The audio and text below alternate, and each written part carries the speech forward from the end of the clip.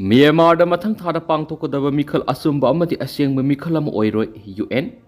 Myanmarda junta lengana mathang saida pangthokani haina sem sariba mikhal adu asengba amati asumba mikhal ama oibigi lambel amata leiti haina United Nation gi writership oiriba Volker takna phongdokri hauji Myanmarda misam yamna leiriba mafam sing kangkhong saidi bom toina thadaba loinana miyoibigi haksingda akanma mongna singnaba leiriba marasida mikhal pangthokpa haibasi asumba khongtha manati junta na makhoi goiba forces naduna malemda utsaina bo hona bani haibna makhataki kumja english ngani ga kunga mathoide thokiba khu dugi matungda popular democratic lenga am leiramba thugai duna military regime lakhibani madugi makha tarakpa haujuk phawba civil war sataduna leiri Mikhala si December kunga nipan asataduna military gi maikei gi leba adu tangduloi taba phibam ama lakna bigi sem sarakpani haina phongdokli adubu rebel singna control toriba madi monitor tawduna leriba mafam sing mikhal pangthokpu yaro haina junta na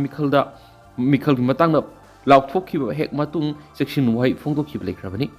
Volker takna makhata na phongdokhibada Myanmar gi issue si international media gi coverage wat pamaramna misam singna thengnariba awabadu yamlibani Kangla Pau editorial politician singna naramdam nungsiba ngamlabadi sin kangjai gi mahut thabang ulu Manipur haujuk thokliba kangluk irang amadi lengak lon gi tang ta daba phiba masida political party gi lusingba singa madi miyang gi mihut singi marakta amana amada hunna ngang na duna sin kangjai sathanabi gi mahut amat oina tangduloi taba purana bhona basami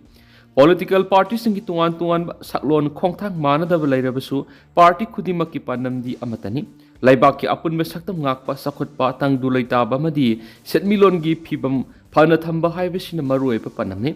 Political parties singi lusingba singna magi party organization mapangal kalanana amadi miyam gi thajaba lehnana ba honabada akaibaliti Lengak lon gi thawai pangna bahona riba politician amadi lusingba singi singthaningai oiba thaksi khaksi lamsat nungsiba kathokpa leba miyam gi yaifanabagi damak kathokpa ngambagi tamjaningai oiba sing leigedabani adubu state asida leiriba national amadi regional political party singna magi party gi mapangal kalanana ba organization da mayol tambagi ona tainabada makhoi masil gi merta hunnangang naduna sing kangjai chathanabadagi miyamna karamba party natragun lusingba singda thajaba thamgadagi haibagi matangda khangmangamdri politician singna lengak lon paina bo honaba madi lengak lon gi thaugai pangbada makhoina miyamda namthak tawba senja thumja favoritisms nepotism na singba sing chathakiba sing isam samna hairabada makoi gi phatraba lamsa saja dora huran mana singba haidoknabana hai singba politician ni haina launabagi lisatta miyamna asengba politician amadi lusingbani haina singthaba ngamdri asengba politician amadi lusingba haibasi thamoi sengba amadi maraiba amasu miyamu nungsiba ngamba oigedabani state asigi politician natragana lusingbani haina sen chungduna laukhong libesing ayama politician amasum lusingbu oibagi tamjaningai oiba matik mayai sendaba madi makhoigi maphamda nationalism patriotism gi wakhalon sendabagum uba phanglibasi lebuktibani Maraibak miyam nungsiba haibasi pokpadagi yorakpa top matik mayai Makogi wakhalon amadi singli naurida Maraibak miyambu nungsibagi ihul amasum iseli adubo Maraibak amadi miyamgu yaifanaba thawgai pangwa miyusingna masana masabu lusingba ama oinaba semgasaba yadaba nati magna atopagi asoibadigi paratamduna miyamgi apamba ihul khangna khongthangba mathoktai atopagi asoiba aranba khakta uba aduna masagi asoiba uba natragana khangba ngamjadrabadi kaidongoi miyamna yaba lusingbo oiba ngamloi State asigi hausi oiriba tangdulai tadaba amadi apunbagi saktamda kari phibam oirakadagi haiba ngamdaba luraba tanpamasida political parties singa madi legislators singna puna kari thaudang lawgadagi haina koksungshinabagi muhutta masil hunna ngangnaduna singthanabagi thawong sathaduna leiba haibisi asengba politician oibagi masanati Mariba amadi miyamdagi phamni hena lumna lawba khwaidagi hantaba thakili satni lawi political parties singna thamoi singna maramdam amadi miyambu nungsiba ngamlabadi Pambal gidamak hunnangang na batawridabani maramdam amadi miyam kannaba honabada kathokpa ngamu haiwa kangla paw editorial miyam na thamjari Boko Haram gi makhuta Ahanba Oina Khudongthiba nangkhibasi Muslim singni African Union US President Donald Trump na Nigeria ra Christian singi matakta miyot minagi thabak sathabiri haina thamlakhiba warol amabu African Union yaningdaba phungdokpaga loina Nigeria da Boko Haram gi makhuta Ahanba Oina Khudongthiba nangkhibasi Muslim sing haiki Africa ki khwaidigi mising yamna lairiba Nigeria da Christian singi mathakta paktakna mihat mipun chatakhi haibadu sama lalabu waphamni haina African Union Commission gi chairperson na sengdok warol thamlaki New York te lebe United Nations na paumi sing da thamkiba warol amada African Union Commission gi chairperson Muhammad Ali Yaksupna Nigeria gi awang thangba saruk singda Christian singi mathakta miyot menai chathabigi khudam sangnam amata phangkiti admapu Sudan natragana DRC gi nongpok thangba mafam khara di Christian singi mathakta miyot menai chathabigi mong ukhiari Muhammad Ali na Christian singi mathakta miyot menai chathaki haina borol phungdok tingaida anirak hana Khantanaba US President Donald Trump da maki warol thamkibaga loinana Boko Haram gi makut Ahanba Oina Khudongthiba nangkhibasi di Christianity Muslim sing hai